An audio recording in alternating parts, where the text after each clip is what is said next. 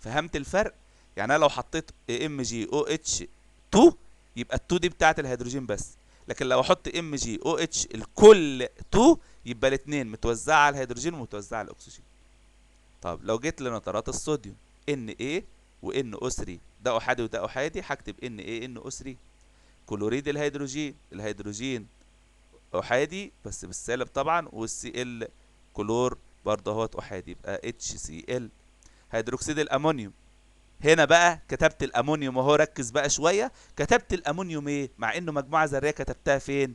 كتبتها الاول على اليسار، مع ان كل المجموعات الذريه اللي قدامنا زي الفوسفات اهو، زي الكربونات وزي الكبريتات اهوت، كاتبينها على ايه؟ على اليسار. اشمعنى ده اللي كاتبينه على اليمين؟ اصل مجموعه ذريه موجبه، الباقيين دول كلهم سالب. خلاص؟ طيب يبقى هيدروكسيد الامونيوم هحط الاو اتش اهيت مجموعه ذريه سالبه، وهنا ال NH4 دي مجموعه ذريه موجبه NH4OH. فوسفات مع الصوديوم، يعني فوسفات الصوديوم يبقى NaBO4، ديت هتبقى ثلاثيه ودي احاديه، هاخد ال Na وتحتها 3 والبي او 4 تحتها 1، مش هيتكتب، هيبقى NaBO4. وطبعا هنا انت مش هتحط قوسين. ليه مش هحط قوسين؟ لان هي وراها واحد، فالواحد كده كده ما بتكتبش. لو كان اتنين زي ديت كنا حطينا قوسين. طيب الالومنيوم AlCO3، CO3 كربونات ثنائيه والAl ثلاثي، يبقى Al2 والCO3 وراها 3، يبقى Al2 CO3 لكل 3.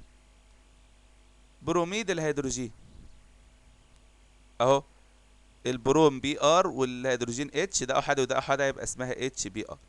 كبريتات الكالسيوم CaSO4، ده ثنائي وده ثنائي، هتختصر على الاثنين فيها الواحد على الاثنين فيها الواحد، يبقى اسمها CaSO4.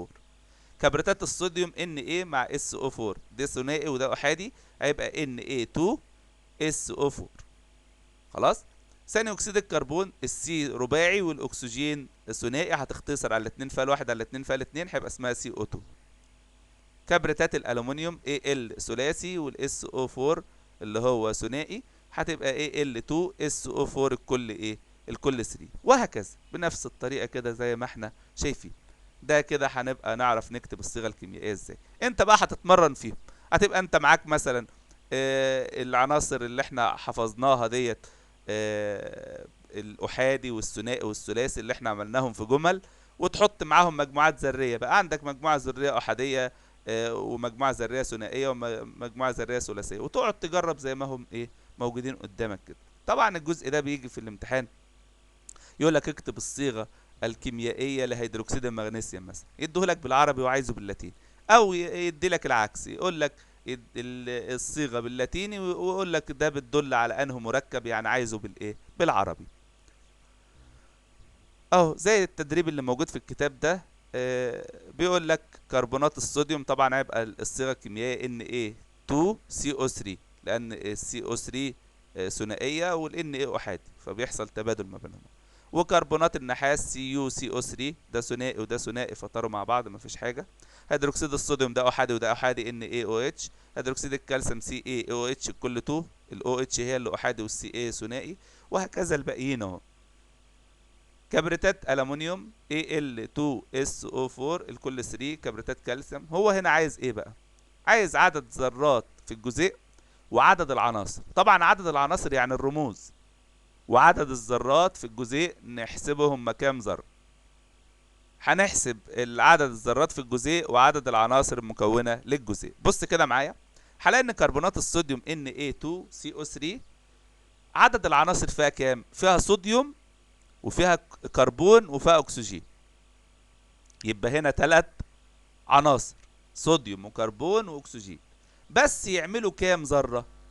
الصوديوم ب2 والكربون ب1 والاكسجين ب3، يبقى 2 و1 و3 يعملوا 6. طب كربونات النحاس ب1 وكربون واكسجين، يبقوا برضو 3 ايه؟ 3 عناصر، يعملوا كام؟ النحاس ب1 وده ب1 وده ب3، 1 و1 و3 يعملوا 5. NaOH، Na ادي عنصر، الاو ادي عنصر، الهيدروجين عنصر، يبقوا 3 عناصر، بس كل واحد منهم بواحد، يبقوا 3 ذرات برضو. CaOH كل 2. ركز هنا بقى، Ca ادي عنصر والاو عنصر والهيدروجين عنصر، يبقوا 3 عناصر بس بكام؟ ركز بقى، الاتنين هتتوزع على الهيدروجين وعلى الاكسجين، يبقى الهيدروجين ب2 والاكسجين ب2 يبقى ده 4 والسي اي ب1 يبقى 5. ركز في اللي جاي لانها اصعب.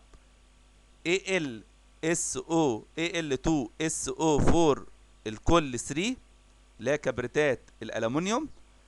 نعد عدد العناصر الاول. Al يبقى ادي الومنيوم واس كبريت واو اكسجين، يبقوا 3 عناصر.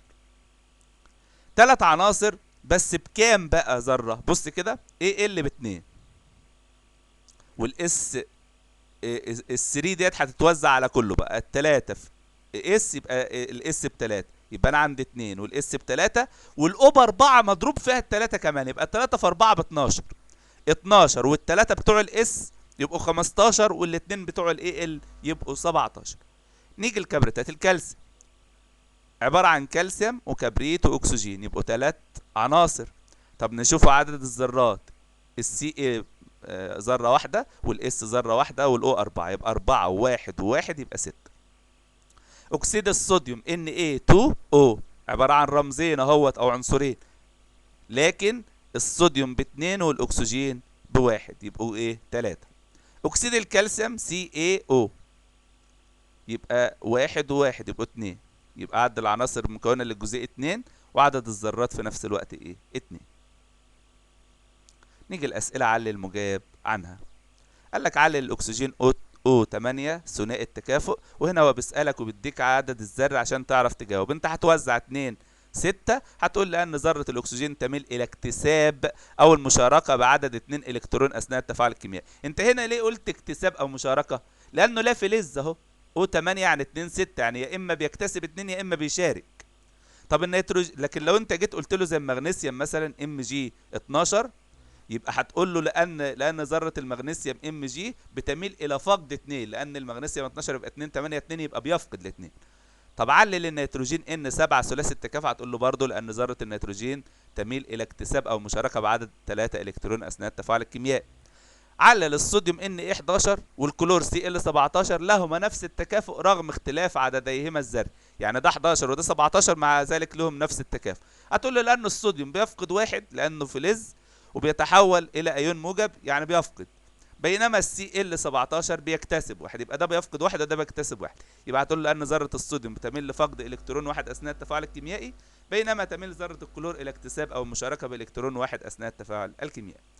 قال لك علل البوتاسيوم K19 احادي التكافؤ، بينما الاكسجين O8 ثنائي التكافؤ. برضو ديت بالتوزيع، الكي 19 هتقول 2 8 8 1 يعني بيفقد 1، والاكسجين ثنائي التكافؤ هيبقى O8 يعني 2 6 بيكتسب 2. هتقول لي لان البوتاسيوم بيميل الى فقد الكترون اثناء التفاعل، بينما ذره الاكسجين تميل الى اكتساب او مشاركه ب2 الكترون اثناء التفاعل الكيميائي. طبعا اللافلز بس اللي هتقول فيه مشاركه، لكن الفلز ما بتقولش فيه مشاركه، يبقى الفلز هتقول فيه يفقد، اللافلز هيكتسب او يشارك. لو قال لك الصيغه الكيميائيه لجزيء الماء هي H2O، هتقول له لانه بيتكون من اتحاد ذرتين من الهيدروجين مع ذره من الاكسجين. علل تتحد ذرتين من الكلور مع ذره من الكالسيوم لتكوين جزيء كلوريد الكالسيوم، هنقول له لان الكلور احاد التكافؤ بينما الكالسيوم ثنائي التكافؤ.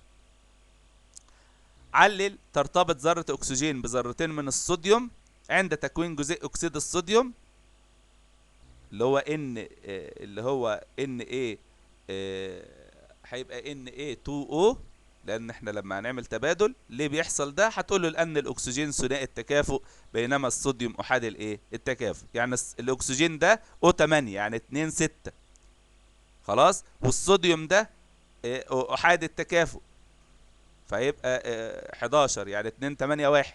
فلما بيدينا اكسيد الصوديوم بيرتبطوا مع بعض بان كل ذره اكسجين بتاخد 2 صوديوم، لان هي عندها 2 محتاجاهم، والصوديوم كل واحد منهم محتاج يفقد 1، فبناخده ذرتين صوديوم. خلاص كده، زي انت ما تيجي تروح تشتري مثلا حاجه بحته شوكولاته ب2 جنيه، فيقول لك طب ما فيش منهم 2 جنيه، تاخد لك 2 الواحده بجنيه، يبقى هيها برضه. يبقى الاكسجين ثنائي التكافؤ بينما الصوديوم احادي التكافؤ. نيجي لانواع المركبات. انواع المركبات احماض، قلويات، املاح اكاسيد. بتنقسم المركبات من حيث خواصها الى انواع متعدده مثل الاحماض والقلويات والاحماض والاكاسيد. ناخد اول حاجه الاحماض. الاحماض مواد تتفكك في الماء وتعطي ايونات هيدروجين موجبه اتش موجب. خواصها قال لك اول حاجه لها طعم لاذع، يعني بتلسع كده زي الليمون. وتحول لون صبغه عباد الشمس الى اللون الاحمر. هنحفظها ازاي؟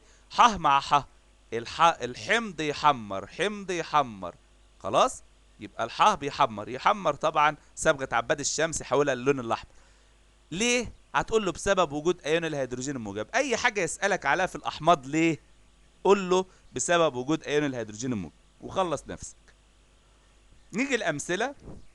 قال لك زي حمض الهيدروكلوريك HCl، حمض الكبريتيك H2SO4، حمض النيتريك HNO3. خلي بالك من النقطه دي هعلمها لك. ما دام قال لك حمض يبقى احنا معنى كده ان اوله اتش. طب انت ليه يا مستر بتقول اوله اتش؟ هقول لك لانك انت لما بتفعله بيبقى المجموعه الذريه المفروض انها على اليمين. يعني تاني حاجه بتكتبها انت، يبقى انت بتحط الاتش على اليسار وبتحط المجموعه الذريه على اليمين. طب انا في الثلاث حاجات دولت قال لك هيدروكلوريك، هيدرو يبقى اتش، وكلوريك يعني كلور، يبقى هيدروجين مع كلور هيبقى اسمه اتش سي ال. طب كبريتيك يعني هيدروجين مع مجموعه كبريتات. طب نيتريك يعني هيدروجين مع مجموعه نترات. النترات NO3 احاديه والهيدروجين احادي هيبقى اسمها HNO3. طب الهيدروجين احادي لكن الكبريتات ثنائيه هيبقى اسمه H2SO4 لانك هيحصل تبادل. التكافؤ بتاع الاس او 4 اللي هو الثنائي هيبقى ورا الهيدروجين، والهيدروجين الاحادي هيبقى ورا الاس او 4 بس مش هيتكتب طبعا. قال لك الاحماض المعدنيه تبدا صيغتها الكيميائيه بالهيدروجين مرتبطا باحدى المجموعات الذريه السالبه ما عدا مجموعه الهيدروكسيد اللي هي الاو اتش سالب. طب اشمعنى الاو اتش سالب مجموعه الهيدروكسيد؟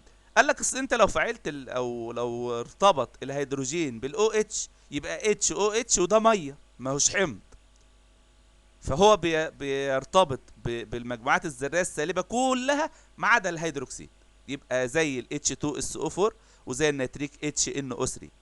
قال لك وقد يرتبط الهيدروجين ببعض العناصر اللافلزيه زي الكلور او البرون فيديك حمض زي حمض الهيدروكلوريك، كلور اهوت لافلز يبقى HCl.